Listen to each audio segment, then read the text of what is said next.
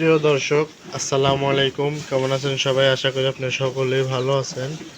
এই তো দেখতে পাচ্ছেন আমার খামারের গরুগুলো খাইতেছে। দেখুন কিভাবে খায়। ওদের খাওয়া অনেকটাই ভালো, দেখতে অনেক সুন্দর করে খাবে। তো সবগুলো গরু খাওয়া দাওয়া করতেছে, দেখতে পাচ্ছেন।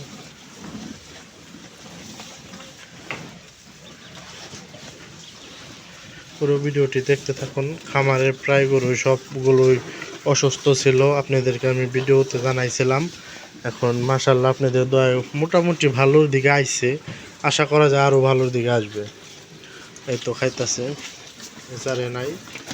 এই তো খাইতেছে ওরা দুই মাইজি, স্বপ্নরাজের মা, স্বপ্নরাজের বোন। এখন স্বপ্নরাজের বোনেরও ফুলছে, এই তো। আর স্বপ্নরাজের মায়ের ফুলছে হালকা। এই তো খাইতেছে, ওদেরকে ফুললি বাদে।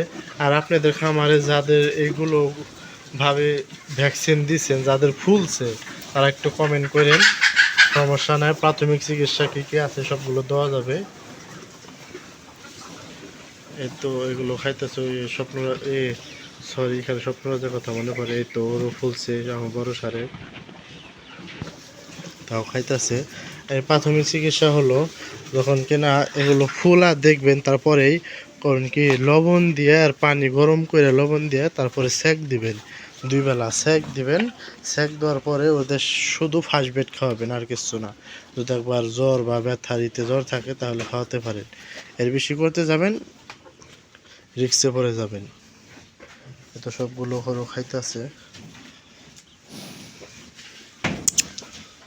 বলতেছে বেশি চিকিৎসা দিবেন না, চিকিৎসায় এই দুইটাই আমি যা যা বললাম।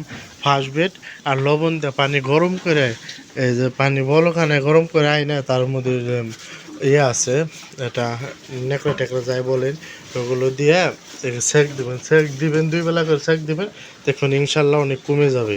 আর নেতাগিরি করে কিন্তু কোনো সময় ডাক্তার দিয়ে সুই টুই দিয়ে না, তাহলে কিন্তু গরু মারা যাবে। এগুলো কিন্তু আমাদের এলাকায় ঘুরছে। আমাদের এলাকায় একটা গরু মারা গেছে এই শুধু ভ্যাকসিন দেওয়ার কারণে। তা আপনাদেরকে বলে আপনারা সতর্ক হয়ে থাকেন। আমি কিন্তু আবিজাবি কিছু দেওয়া হয় না, কে শুধু ফার্স্ট বেড খাওয়াইতেছি আর এই যে 2 বেলা সেক দেওয়া হইতেছে। এই হলো প্রধান ওষুধ, তাছাড়া কোনো ওষুধ নাই।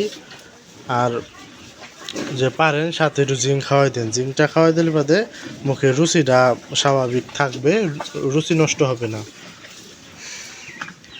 এই তো খাওয়া দাওয়া করতেছে। আর আমার এই কালোটার তো বাচ্চা পড়ে গেছে, আপনারা জানেনই। এটা কি এমনি তো কখনো বাচ্চা পড়ে না, অ্যাবর্শন হয় না। শুধু আমার মনে হয় ভ্যাকসিন দেওয়ার কারণে অ্যাবর্শন হয়ে গেছে বাচ্চা। আবার একশো মনে হয় না, অন্য কারণেও হতে পারে, সঠিক আমি জানি না। তখন তো বলছিলাম ভ্যাকসিন দেওয়ার কারণে হয়েছে, কোনটার কারণে হয়েছে একমাত্র মহান আল্লাহ তাআলাই জানে। আর আমার জন্য সবাই দোয়া করবেন যেন আমার খামারে সবগুলো গরু ভালো থাকে। আর এটা ফুল সেকনে তাও দেখাই হেরা।